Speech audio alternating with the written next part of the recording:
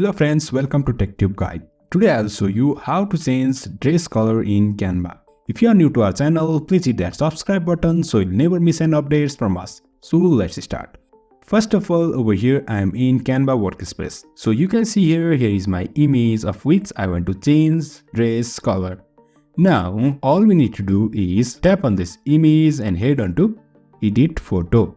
Now over here you can see magic edit. Tap on this and brush over the dress of which you want to remove color. Now I will brush over this yellow dress. For a good result, cover all places. Also we can change brush size from here.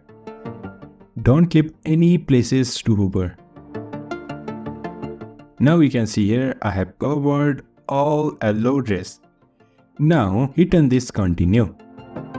Then over here write one command saying change dress color to red and click on this generate.